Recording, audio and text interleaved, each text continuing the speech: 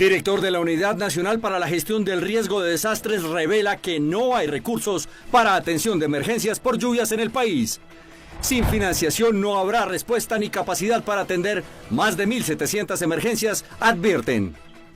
IDEAM advierte que lluvias no cesarán. Alerta en los 32 departamentos del país. Más de 100.000 familias damnificadas. Decretazo del gobierno sobre tutelas contra el presidente. Retiran facultad exclusiva a los magistrados del Consejo de Estado.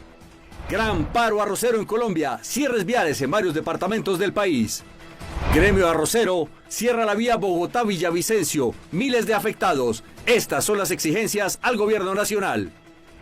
Inicia reducción de jornada laboral. Ministro de Trabajo explica cómo quedan recargos nocturnos. Luz verde a recursos del gobierno para Metro de Bogotá. 50 millones de dólares para el megaproyecto. Nuevos cargos a ex subdirector de la Unidad Nacional para la Gestión del Riesgo, Sneider Pinilla. Nuevo parte médico de Miguel Uribe. Sigue mejorando su estado de salud. Maltrato laboral, exceso de cargas y presiones para cumplir metas en tiendas de uno. Detalles de inspección del gobierno nacional. Sebastián Villalobos hace grave revelación sobre la mujer que fue captada disparando al aire en el norte de Bogotá. Esto y más en las noticias del entretenimiento. La Unidad Nacional de Gestión del Riesgo dio a conocer su situación financiera. La UNGRD no tiene recursos para atender las emergencias que se presentarán, según el IDEAM, por cuenta de las lluvias en el segundo semestre en todo el país. La atención de emergencias en Colombia está desfinanciada. Miles de colombianos están a merced de la inclemencia climática y el directo responsable es el gobierno nacional. La Unidad de Gestión del Riesgo ya no tiene recursos y no puede contar con cerca de 4 billones de pesos que el gobierno mantiene congelados y que son vitales para responder a la compleja situación que vive el país por la grave ola invernal. Debo hacer énfasis en el problema de la situación financiera. El año pasado, en diciembre, se aplazaron recursos del Fondo Nacional de Gestión del Riesgo. ¿Esto qué quiere decir? Que en la práctica le recortaron al fondo 2.1 billones de pesos. Pero además, el año pasado se hizo una declaratoria de variabilidad climática, el decreto 1372, que compromete 1.9 billones para la atención de esta emergencia, de este desastre nacional. De esos recursos no se ha entregado un solo peso. Ahí hay 423 mil millones de pesos que deben llegar urgentemente a la UNGRD. Mientras los recursos aprobados reposan en las arcas del Estado, la crisis por lluvias avanza. La situación es tan crítica que al día de hoy ya se agotaron todos los recursos que tenía Gestión del Riesgo para atender todo 2025 y las solicitudes por nuevas emergencias ya se acercan al medio billón de pesos. La Subdirección de Manejo de Desastres de la entidad no tiene con qué responder para lo que queda del año. Hoy la Subdirección de Manejo, por ejemplo, se está quedando sin recursos. Tenemos 9.000 millones de pesos disponibles y hace falta aún una buena parte del año. Entonces el llamado reiterativo es a financiar la gestión del riesgo en el nivel municipal, departamental, pero por supuesto también a nivel nacional. En medio de este alarmante panorama frente al cual el gobierno nacional no le responde con recursos a la Unidad de Gestión del Riesgo, la entidad advierte que para el segundo semestre de este año se esperan al menos 1.700 emergencias adicionales que afectarán a cerca de 1.000 municipios del país. La gran pregunta es, ¿con qué dinero van a responder a esta situación que en apenas los primeros 6 meses del año ya deja más de 100.000 familias afectadas? En medio de este alarmante panorama, el IDEAM advirtió hoy que las lluvias continuarán. Ya son más de 100.000 familias afectadas y 540 municipios en emergencia.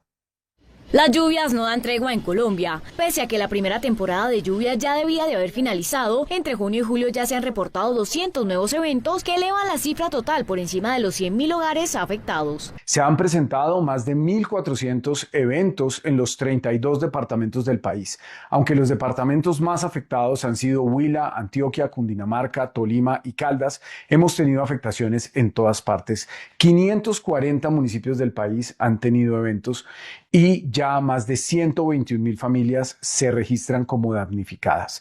33.000 viviendas han sido afectadas y 2.000 completamente destruidas. El IDEAM advirtió que las lluvias intensas continuarán esta semana. Aunque Gestión del Riesgo ha intentado responder a la emergencia, su situación financiera y las lluvias prolongadas podrían traer una crisis sin precedentes en el país. El Gobierno Nacional puso en funcionamiento un decreto que modifica las reglas de tratamiento de las tutelas que se interpongan contra el presidente Gustavo Petro. Este es el decreto 0799 de 2025 publicado en el Diario Oficial y avalado por el presidente Gustavo Petro y el ministro de Justicia Eduardo Montealegre, en el que se modifica la regla sobre el juez que puede estudiar las tutelas relacionadas directamente con el presidente de la República.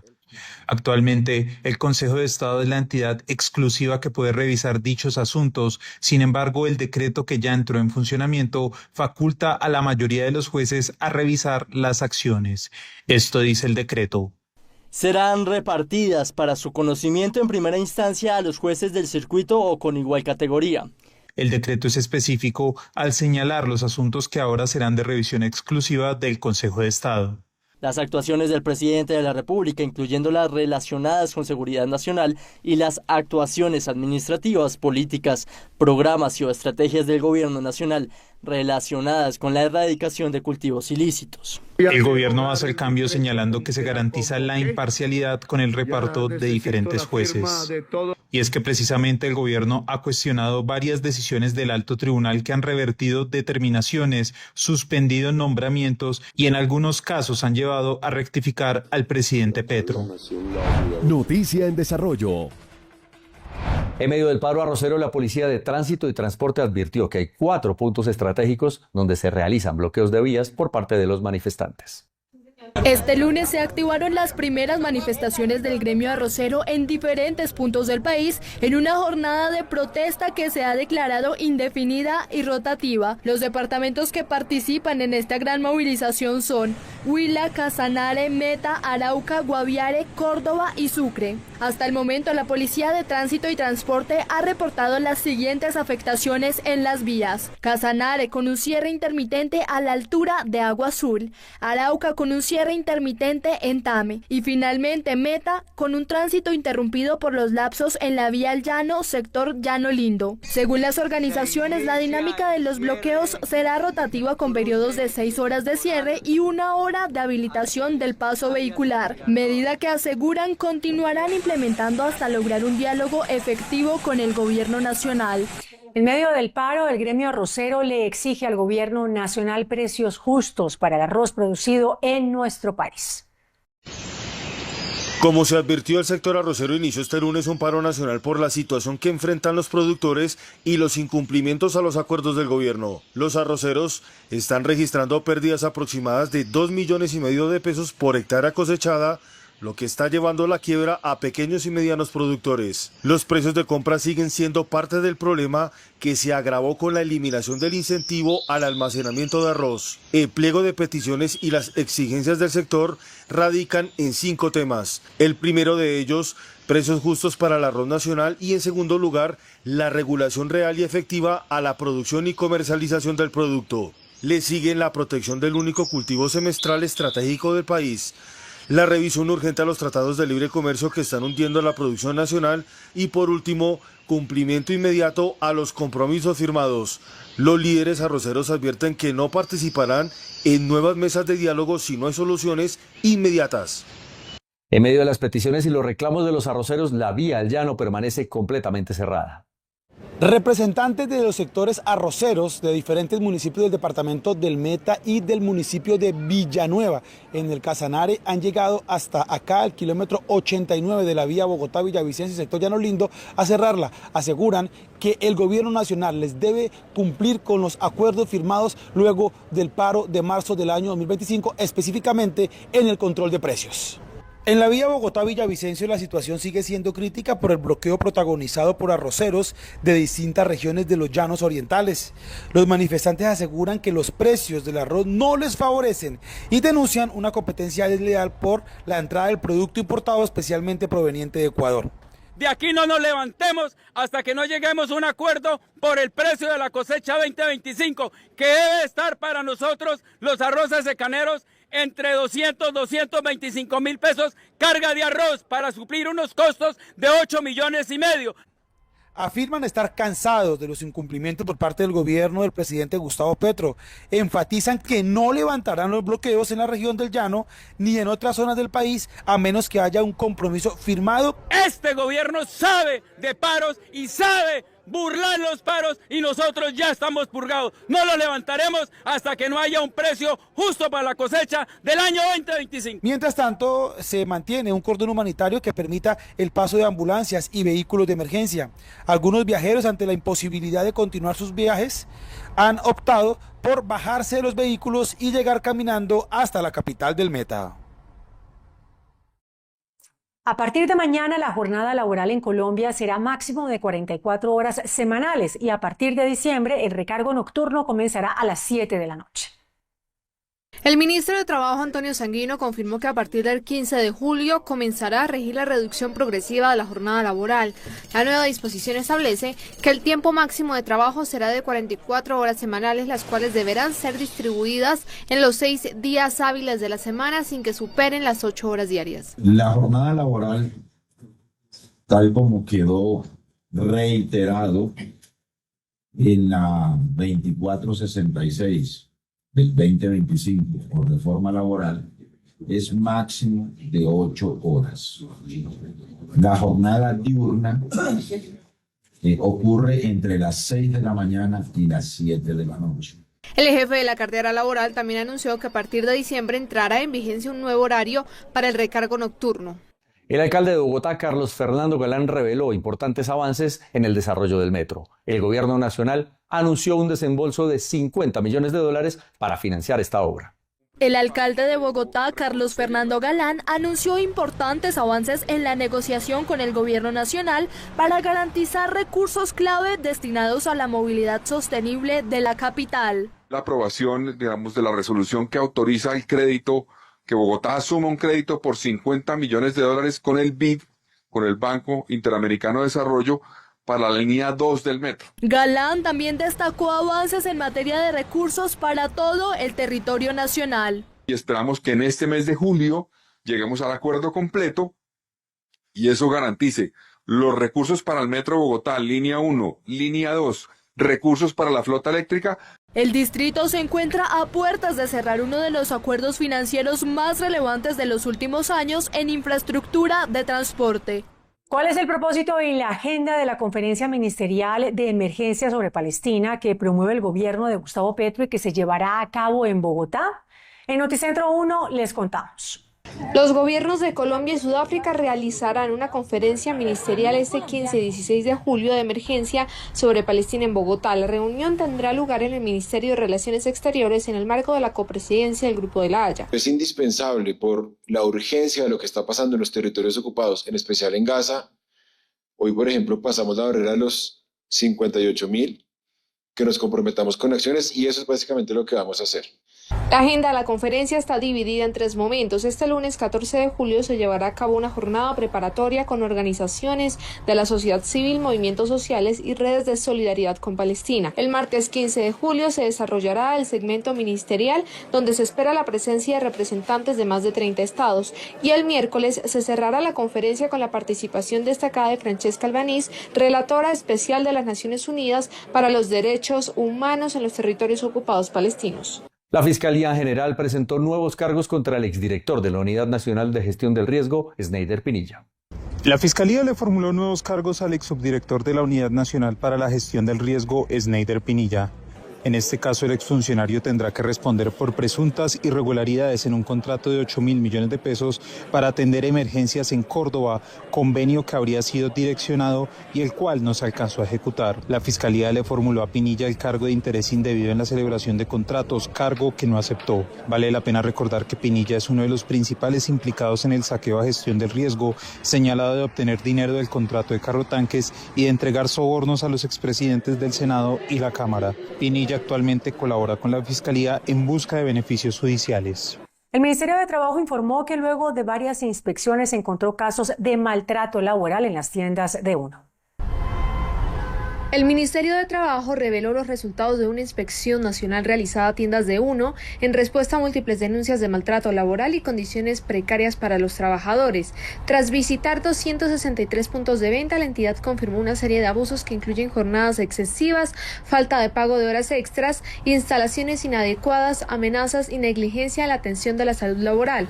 Las investigaciones hacen parte de un plan de vigilancia que se extenderá a otras grandes superficies y supermercados del país. Uno de los hallazgos más graves tiene que ver con las extensas jornadas a los que son sometidos conductores y auxiliares logísticos. Según el informe, algunos trabajadores laboran hasta 12 horas diarias sin que se les reconozca tiempo adicional. Acoso laboral, accidentes de trabajo no reportados. Los trabajadores de Uno normalmente tienen bisturí en sus bolsillos y reportan demasiados accidentes por esta razón, pero estos accidentes no se reportan al aire. Tiendas de Uno informó que hasta ahora no ha sido notificada formalmente de ningún cargo en su contra y explica que ha colaborado de manera abierta y respetuosa durante el proceso de la investigación que adelanta el ministerio. Un nuevo parte médico positivo sobre la salud de Miguel Uribe se conoció hoy por parte de la Fundación Santa Fe. El precandidato presidencial inició una nueva fase de rehabilitación neurológica. Que es el responsable de la política que hoy está El senador Miguel Uribe Turbay, quien permanece internado en la Clínica Fundación Santa Fe de Bogotá desde el pasado 7 de junio, ha mostrado una evolución significativa en su condición médica. Así lo confirmó este lunes 14 de julio el equipo médico que lo atiende, destacando una respuesta favorable. El paciente ha mostrado una respuesta clínica favorable y estable, evidenciada tanto en las recientes imágenes diagnósticas realizadas, resonancia magnética, tomografía, Doppler, entre otras, como en su respuesta a las intervenciones quirúrgicas y médicas. El precandidato presidencial cumple 38 días en la unidad de cuidados intensivos y su pronóstico aún sigue siendo grave. Sin embargo, este avance representa un punto clave dentro de su recuperación neurológica. De acuerdo con el gremio médico, la fase de neurorehabilitación debe iniciarse cuando el estado clínico del paciente lo permite, aprovechando al máximo la capacidad de reparación del sistema nervioso. Con el objetivo de facilitar el despertar, evaluar el estado después de ello, moverlo tempranamente y estimular todos sus sentidos en propósito de establecer las metas de rehabilitación inicial. Cabe destacar que uno de los objetivos de la fase de rehabilitación neurológica es facilitar el despertar del senador. Regiones. La violencia sigue golpeando el departamento de Norte de Santander. Un nuevo ataque armado en Ocaña deja un muerto y 2 personas heridas. En la tarde de este domingo se registró un ataque con arma de fuego en el sector Los Álamos, en el municipio de Ocaña. Un grupo de personas que se encontraba reunido en una vía pública fue abordado por sujetos armados, quienes abrieron fuego contra ellos. Según información preliminar, al menos 3 personas resultaron heridas. De manera extraoficial se conoció que las víctimas pertenecerían al mismo núcleo familiar. Donde 2 hombres armados en motocicleta dispararon repetidas oportunidades en contra de la humanidad de 3 ciudadanos. En este hecho, 1 persona perdió la vida, 2 más resultaron gravemente heridos. Los heridos fueron trasladados de urgencia al hospital del municipio, donde uno de ellos falleció debido a la gravedad de las lesiones. Las otras 2 personas permanecen bajo atención médica con pronóstico reservado. Las autoridades adelantan la investigación y recopilación de elementos que permitan identificar a los responsables de este nuevo hecho de violencia que enluta a una familia ocañera. Un militar muerto y 7 heridos es la cifra que dejan los nuevos combates en Suárez, Cauca, entre el ejército y las disidencias de las FARC. Un ataque con drones en Suárez, Cauca, dejó a un soldado asesinado y a otros 7 militares heridos. Los hechos se registraron en la mañana del domingo en el marco de una operación que busca desarticular la estructura criminal Jaime Martínez. Los fuertes combates duraron más de 5 horas. Situación que originó heridas leves a 7 hombres, 7 de nuestros soldados, y un soldado que desafortunadamente fue asesinado, quien corresponde al nombre de Ortiz Conde José, un soldado que fue alcanzado por las esquirlas producto de los artefactos explosivos lanzados por estos drones. El ejército aseguró que no cederá ante el mayor responsable de actos terroristas en el departamento. Las operaciones continuarán hasta copar y obtener el control total de la estructura criminal. Recordemos que esta estructura Jaime Martínez, el pasado 10 de junio, fue la responsable de atacar la ciudad de Cali con artefactos explosivos. De igual manera lo hizo en Jamundí y varios municipios del norte del Cauca. Las autoridades trabajan para garantizar la seguridad de la población. Por otra parte, un nuevo ataque con drones en el Catatumbo deja 2 militares heridos. 2 militares resultaron heridos luego de un ataque con explosivos lanzados desde drones contra la base militar Bellavista, ubicado en zona rural del municipio del Tarra, en la región del Catatumbo. El hecho se registró en la mañana del domingo 13 de julio y fue calificado por el Ejército Nacional como un acto terrorista que viola los derechos humanos y las normas del derecho internacional humanitario. Los uniformados heridos fueron atendidos de inmediato por enfermeros de combate y posteriormente evacuados para recibir atención médica especializada. A través de un comunicado, la institución rechazó de forma enfática este tipo de acciones que calificó como indiscriminadas y peligrosas para la población civil y la fuerza pública. El ejército informó que, pese al ataque, las operaciones militares continúan en la zona con el objetivo de ubicar a los responsables y reforzar la seguridad en esta convulsionada región del norte del país. En Yondó, Antioquia, decenas de familias fueron desplazadas por los enfrentamientos entre el ELN y las disidencias de las FARC. Así es el albergue donde permanecen decenas de personas que terminaron desplazadas por enfrentamientos entre el Clan del Golfo y el ELN en la vereda Puerto Matilde de Yondó, en Antioquia. Las autoridades confirmaron que cerca de 70 personas, entre niños, mujeres y adultos mayores, son atendidos en la zona urbana. 4 de ellos fueron hospitalizados. El alcalde de ese municipio informó que los enfrentamientos no cesan y que la cifra incrementará. Nos comentan que hay otras veredas aledañas en la cual hay comunidades que también quieren ser evacuadas, en la cual vamos a tener más desplazados en los últimos momentos. Hacerle un llamado al gobierno departamental, al gobierno nacional, que debido a todos los acontecimientos que hemos tenido en nuestro municipio, la capacidad institucional se ha desbordado para la atención en este momento de esta situación. El mandatario también terminó en el servicio de urgencias, según un comunicado emitido por la administración, en el que explican que su estado de salud es reservado y que su agenda para esta semana será reprogramada. La Asociación de Hospitales Públicos de Antioquia aseguró en Noticentro 1 que tiene dudas de que el gobierno nacional y las EPS vayan a cumplir el fallo que les ordena ponerse al día en las deudas con los hospitales públicos. Tras una acción popular interpuesta contra la nación por los 20.3 billones que le adeuda el gobierno al sistema de salud, el Tribunal Administrativo de Antioquia emitió un fallo que debe cumplirse en 30 días a partir de su expedición. Ordenar a la Nación, Ministerio de Hacienda y Crédito Público, Ministerio de Salud y Protección Social, en calidad de rector del Sistema General de Seguridad Social en Salud, para que a través de la ADRES y de la Supersalud y a las EPS intervenidas que están siendo accionadas, que adelanten todas las gestiones que les correspondan para hacer efectivo e inmediato el pago de la cartera vencida a las instituciones prestadoras de servicios de salud, para que se pueda garantizar a la población el acceso oportuno y eficiente a los servicios de salud en Medellín. La Asociación de Hospitales Públicos de Antioquia, AESA, expresó su inconformidad, dijo que tiene dudas sobre el cumplimiento del fallo y reiteró su preocupación por los usuarios de las EPS y los pacientes. Pero de todas formas somos escépticos de que este fallo se cumpla, porque ya llevamos más de 30 años de este sistema de salud y las EPS nunca le han pagado las deudas pendientes en su totalidad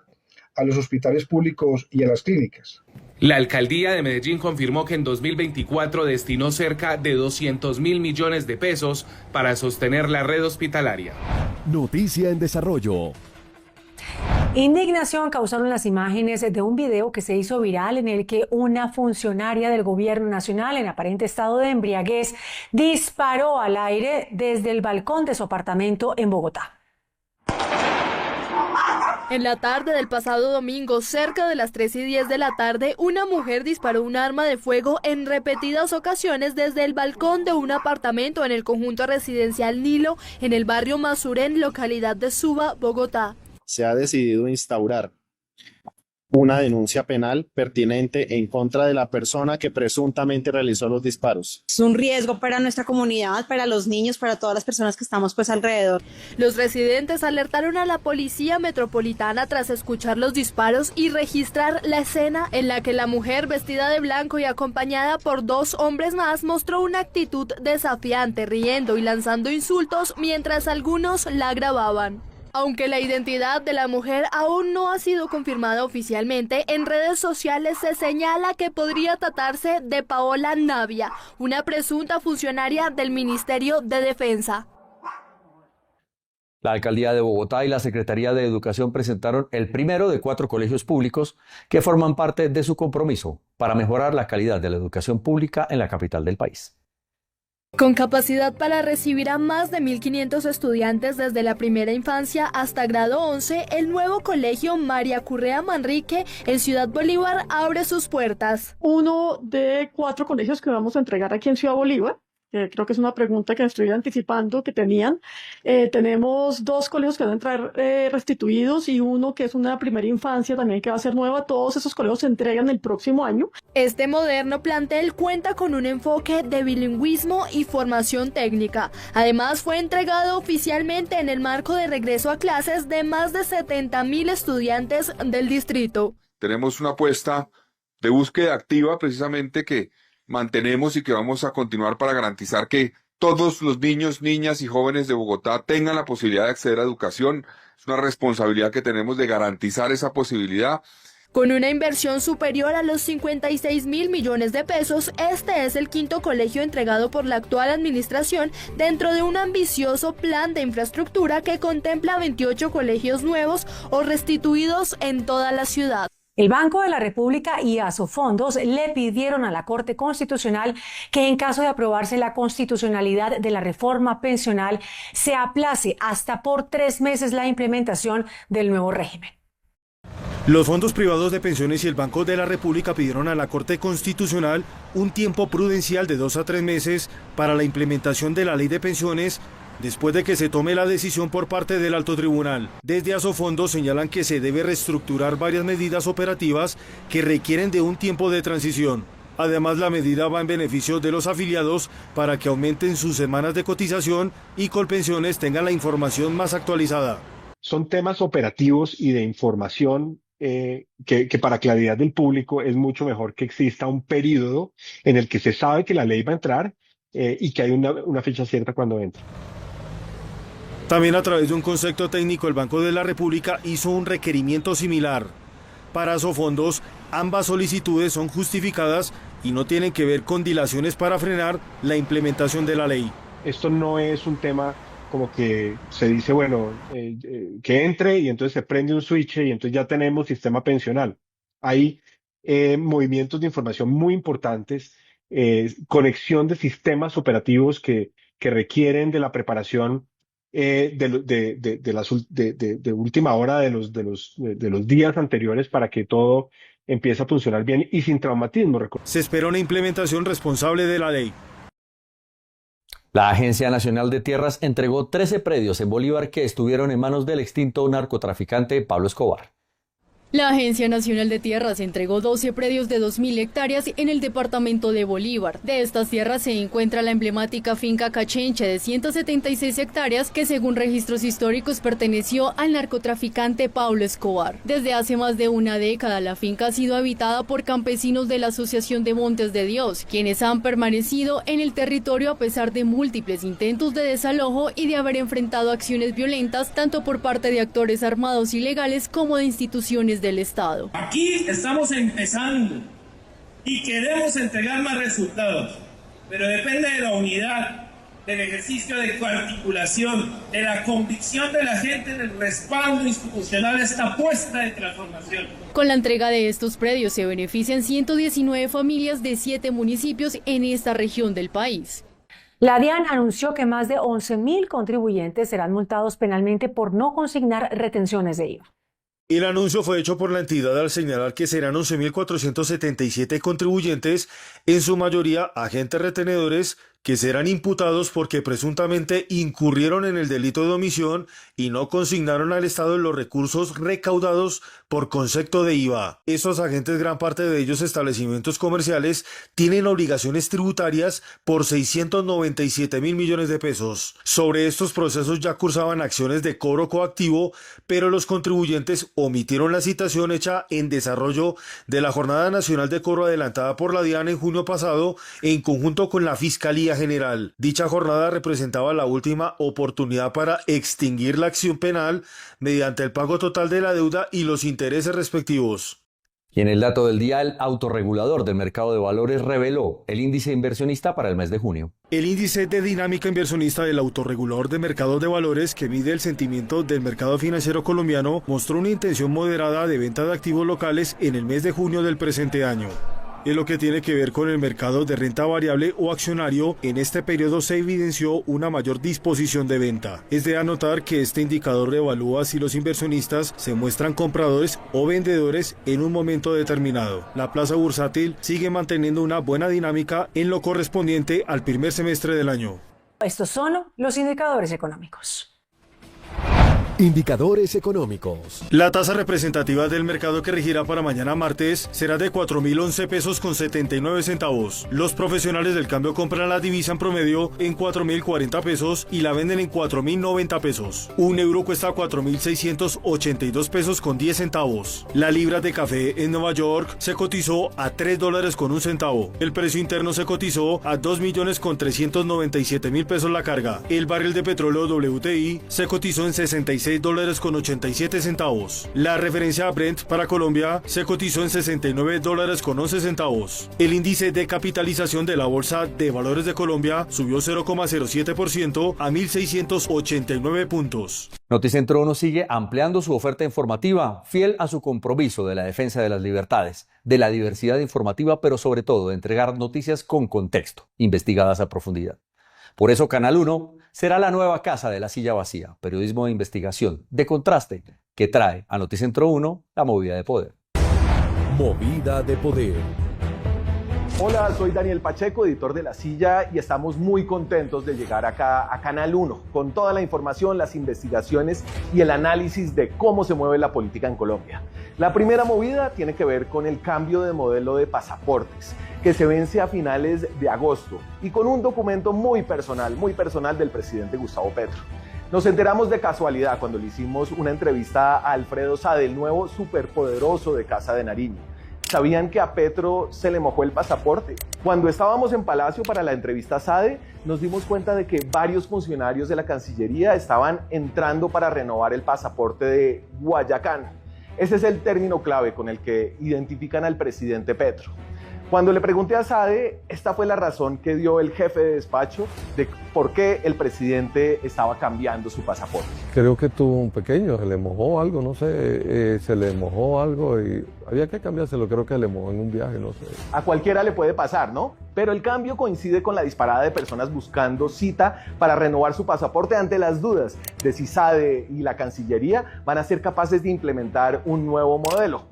La canciller saliente, Laura Sarabia, dice que no y renunció por eso. La trazabilidad de los documentos, y lo que podemos decir es que hoy consideramos desde la Cancillería que la imprenta no está lista y que necesita un tiempo de transición. Alfredo Sade tiene antecedentes de pastorcito mentiroso, pero digamos que sí se le mojó el pasaporte a Petro. Al menos como presidente le tocó el servicio a domicilio de Cancillería y no como a miles de colombianos que no han podido agendar citas y están haciendo filas interminables. Por la desconfianza en el manejo que el gobierno le ha dado al tema, están colapsados los sistemas y conseguir cita hoy sin tramitador es muy difícil. Y bueno, al final, Petro quedará con uno de los últimos pasaportes made by Thomas Gregg & Sons, la empresa de los poderosos hermanos Bautista, por la que el presidente ha echado ya a 2 cancilleres con tal de sacarla del billonario negocio que tiene hace años. Un 14 de julio del año 2000, Latinoamérica conoció a uno de los personajes animados más influyentes de la era moderna de la televisión. ¿Y sabes qué más? Bob Esponja, una caricatura que comenzó como una crítica hacia la inconsciencia que existe contra los ecosistemas marinos y que con el tiempo se transformó en un ícono de la cultura pop. Hola, linda jovencita. La serie, que combina el absurdo, la sátira social y la creatividad visual, no solo ha cautivado a los más pequeños, también a los adultos. ¿Y por qué escondes una cangreburger detrás de ti? Desde su nacimiento, la voz en español del icónico personaje la ha interpretado el venezolano Luis Carreño, a quien literalmente le cambió la vida el encarnar a la esponja con pantalones. Obviamente eso hizo que mi carrera girara mucho en torno a este proyecto, ¿no? y este año ya celebrando 25 años interpretándolo, pues me he dado cuenta que tengo toda una vida dedicada de alguna manera al personaje, una relación muy profunda con el personaje, y obviamente si ha marcado huella en ustedes como espectadores, imagínate en mí como artista, ¿no? Tenemos traumatismo cerebral y hemorragia perpetua. En este cuarto de siglo, el personaje le ha generado a los estudios Nickelodeon ganancias superiores a los 16.000 millones de dólares. Además, se estima que quien quiera usar su nombre para productos o servicios debe pagar cerca de 3.000 millones de dólares por concepto de la franquicia. Creo que el personaje también ha vivido la evolución natural que tiene una vida longeva. O sea, tú vas cambiando. Y creo que eso ha sido principalmente la evolución de Bob en cuanto a animación, a veces en escritura de guión, pero la esencia del personaje, gracias a Dios, se ha mantenido a lo largo de los años y es lo que logra el engagement con la audiencia, ¿no? A la fecha, Bob Esponja cuenta con 14 temporadas y más de 5 películas. La más reciente se estrenará el próximo 25 de diciembre en los cines. Hola, soy Bob Esponja, estoy muy contento de visitar Colombia. Los amo, son un país muy importante para mí. Usen siempre la imaginación. Lionel Messi eligió el gol favorito en toda su carrera para ser transformado en arte digital impulsado por inteligencia artificial, esto por el artista contemporáneo Refik Anadol. Se trata de su cabezazo en la final de la Liga de Campeones del 2009. La pieza titulada Living Memory Messi A Goal in Life será subastada y se espera que alcance los 1,5 millones de dólares en la Casa Christie's, más de 6.000 millones de pesos colombianos. La obra inmersiva combina arte, memoria, datos y emoción, creando una colaboración personal que ofrece a los espectadores una experiencia transformadora de uno de los momentos inolvidables del fútbol moderno. Seguramente usted se ha encontrado en redes sociales y en televisión con este polémico video en el que se ve a una mujer disparando al aire en plena zona residencial del norte de Bogotá, lo que generó una ola de rechazo. Horas después del hecho, el creador de contenido digital Sebastián Villalobos aseguró vivir cerca de esta persona. Esto ya ha pasado varias veces. Al principio creíamos que era pólvora lo que sonaba, pero pues ya nos damos cuenta que no es pólvora. Y la verdad que no sé, o sea, es indignante porque ustedes se alcanza a ver literalmente el estado en el que se encuentra esta señora, que no está en sus 5 sentidos. Pidiendo a las autoridades una acción al respecto, se refirió a la situación. Pues uno en ese estado no controla muchas cosas y ella, bueno, sí, muchos pueden decir, ay, pero está disparando el cielo, deja de ser exagerado. Pero ajá, y si no llega a ser al cielo, sino que llega a ser al lado o al otro lado y llega a impactar a cualquiera de nosotros, aunque no sea a mí directamente, es como no quiero estar en la tranquilidad de mi casa esperando el momento en el que pueda o no entrar una bala por cualquier lugar, ¿me entiendes? A esta hora, las autoridades buscan establecer si existe autorización para el porte de esa arma y si la mujer podría meterse en serios problemas legales.